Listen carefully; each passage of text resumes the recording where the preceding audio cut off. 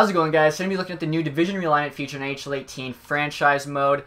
Basically, I'm going to be realigning the divisions in a new way opposed to how they are now. I'm going to be doing like a north-south division realignment, which I'll get to here in just a second. I'll be simulating through the entire season to kind of see if it affects which teams make the playoffs, who wins the Stanley Cup, maybe who like the leading scorers are in the league, NHL awards, things like that. So I'll be using the Detroit Red Wings. I'm not going to be making any trades, which probably makes sense. Not like Collins can make any trades this year anyway. So like which team I choose doesn't really matter. And like I was saying, I'm going to be doing a north-south division realignment in terms of the location of every single NHL city. Right now it's set up more west to east. You got the Pacific, which is like the most west, the Central, and then both the Atlantic and Metro are kind of equally east, but obviously both in the Eastern Conference. So I'm quickly just going to realign the divisions, show you guys what they look like, and how I decided on these new divisions. And right here, guys, I map with every single NHL team's location. So the first division, obviously the most northern cities are all Canadian. So the first division is actually all 7 Canadian teams, which I think is going to be pretty cool.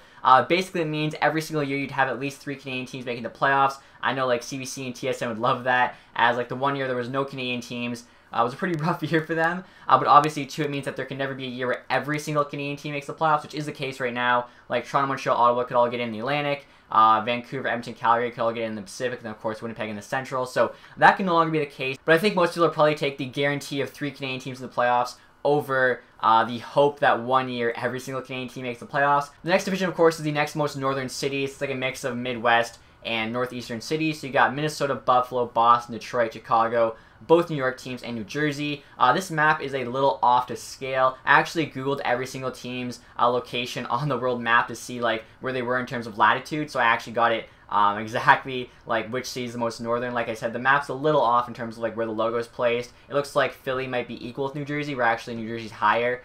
Same with like Pittsburgh. Looks like they might be higher than New Jersey, but New Jersey's actually like west of the Rangers as they play in Newark. But on the map there, it makes them look like they play in a more southern New Jersey city, which, like I said, isn't the case. The next group of teams, guys, is honestly an insane division. So we have Philly, Pittsburgh, Columbus, Washington, Colorado, St. Louis, Nashville, Carolina. It's basically the Metro, except you took out the 2 New York teams in New Jersey and replaced them with St. Louis, Nashville, Colorado. So I think Colorado is a little worse than New Jersey, but you could definitely argue that both St. Louis and Nashville are better than the Rangers and the Islanders. So somehow the Metro gets even better. And then finally, guys, the last division is basically the Pacific Division, but except without the Canadian teams and instead with more of the southern state teams. So you got San Jose, LA, Anaheim, obviously 3 Cali teams, Vegas, Arizona, Dallas, Tampa Bay, and Florida. Now, there is one exception to my rule here for this division. San Jose is technically a more northern city than both Nashville and Carolina, but I wanted to keep it realistic, and I felt like if the NHL ever did these divisions, they wouldn't split San Jose up from LA and Anaheim, especially, too, considering the fact that Nashville and Carolina are on the other side of the continent. It made more sense to still keep them there. I think it was like 1 or 2 points too on the map. Like it wasn't anything crazy. Obviously, they are like a northern California city, but like I said, I think it makes sense. That was the one exception to the rule. So here, guys, you can see the teams actually in the divisions in game. So I kept all the Cali teams and whatnot in the Pacific, then just added Dallas, Tampa Bay, and Florida in place of the Canadian teams. Central Division is actually just the Canadian division. Had to put them in the Central as that's the only division you're allowed to have 7 teams in. The Atlantic here, you got Boston as really the only Atlantic team. Or I guess like the New York teams also are the Atlantic teams. And then Metropolitan here, like I said, stayed the same, 5 of the 8 teams. But then you got Colorado, St. Louis, and Nashville there. And like I was saying earlier, guys, after taking a quick look at the divisions, I think the Metro has to still be the toughest division in hockey, especially after adding St. Louis and Nashville. But honestly, I think all the divisions are pretty even. Like the Canadian one there, the only team that has no shot at the playoffs, in my opinion, is Vancouver. Pacific, maybe like Vegas is the only bad team. Atlantic, honestly, no great team, but there's also really no bad teams there. So I think all the divisions are pretty even. And if you guys want to, just for fun, leave a comment below. Let me know which division you think is going to be the best. So basically, which division is going to have the most playoff teams / like the teams with the most points. And we'll see who was right at the end of the simulation. And for the sim, guys, I have everything turned off except for salary cap, computer trades, and waivers. So if the computers want to make trades, they can. But like I said, I'm just going to be simming through. I'm not going to be making any trades with the Red Wings, which might be the case in real life anyways. Rules and settings here, going to quickly edit them. So we're going to have 20-minute periods to make it the most authentic. We're going to have injuries turned off, though, just to make it fair across the board for all the teams.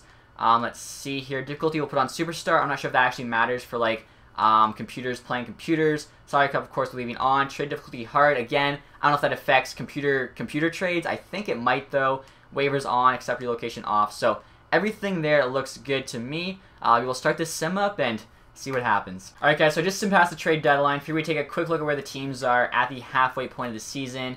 Also, maybe we can take a look at some of the trades that happened. Kind of curious to see maybe what some of the teams did. Like I said, I didn't make a single trade as the Red Wings, who are actually 4th place currently in the New Atlantic Division. New Jersey, Buffalo, Rangers, Islanders all below them.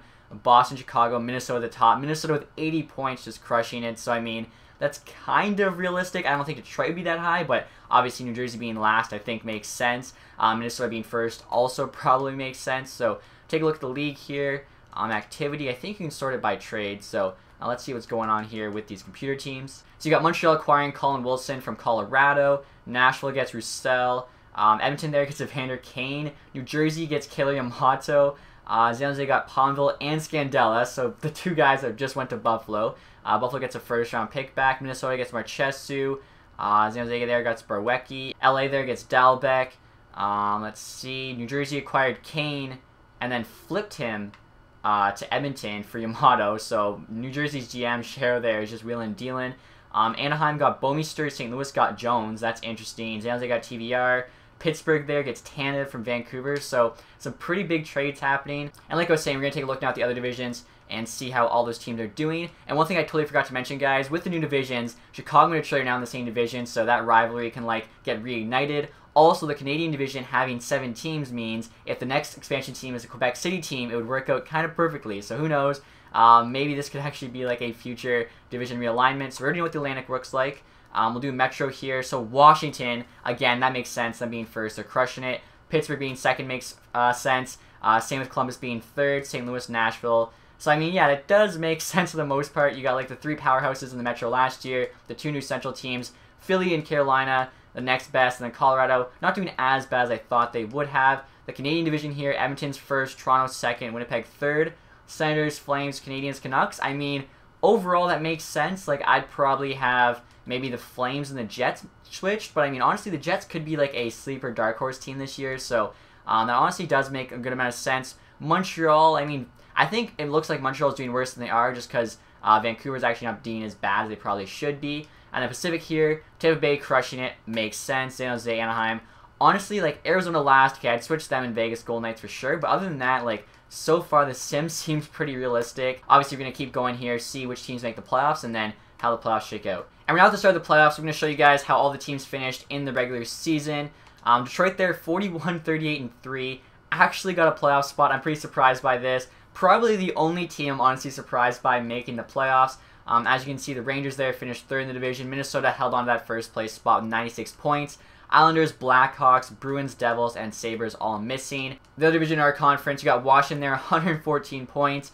Pittsburgh, 107. Columbus, St. Louis, Philly. Philly actually passed Nashville, who fell down to second last there with 88. Carolina finished just ahead with 1 point, but obviously all missing. Same with Colorado there, finishing last with 77. So again, I think it's all pretty realistic. Like, you got the top teams, you got like the mid teams, and you got the worst team. And obviously the mid teams like Philly and Nashville can mix around during the season, but the best teams like Washington and Pittsburgh have been at the top all year. The worst team, Colorado's been at the bottom all year, so makes sense. Canadian division here, Edmonton first 106, Toronto second with 97. I think the 2 best Canadian teams, at least in terms of the future. Actually, no, they're the 2 best Canadian teams right now. I think it's pretty easy to say. Like, the Oilers have a good shot at the Cup this year, and I think, honestly, the Maple Leafs might win it the year after that. So, McDavid and Matthews just turned both those teams around big time. Senators, Jets, and Flames all making it. So, both wildcard teams were Canadian in the Jets and Flames. Canucks and Canadians both missing. Canadians actually finishing worse in that division. That's kind of crazy. And then finally, Pacific here, you have Tampa, San Jose, and Florida all making it. So, again, Tampa keeps that first place spot. San Jose second, Florida third.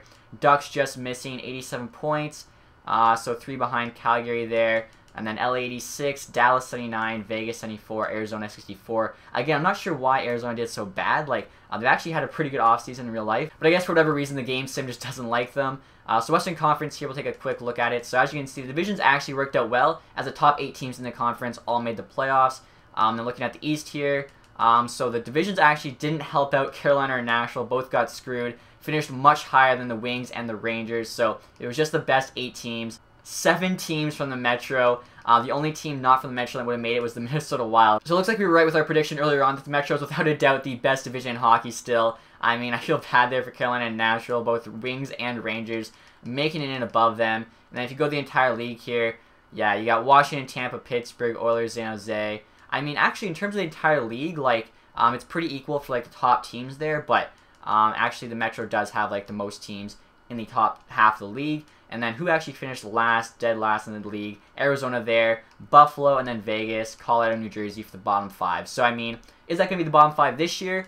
Potentially. I feel like Buffalo and Arizona are the only two there with a big case to say otherwise. Vegas, Colorado, New Jersey, I definitely could see all 3 of those in the bottom 5. But like I was saying, guys, we're now moving on to the playoffs. And you guys look at the playoff tree. So the 4 matchups on the west side, we have Toronto, Ottawa, Edmonton, Winnipeg, San Jose, Florida, Tampa Bay, Calgary. So that's pretty cool. I like all the Canadian teams there. And on the east, we have Pittsburgh, Columbus, so a rematch of last year, Washington, Philly, Detroit, New York, and then Minnesota, St. Louis. Minnesota and St. Louis actually might have played each other last year, too, in the first round of the playoffs in the Central Division. So that's kind of interesting, another like repeat matchup. But like I was saying, guys, we're going to simulate this and see who wins the Stanley Cup. So the playoffs are now over, guys. Ready to look at the draft lottery results. Vegas there with the first overall pick. Montreal second. Arizona third. So, I mean, Vegas getting the first overall pick would be huge for them.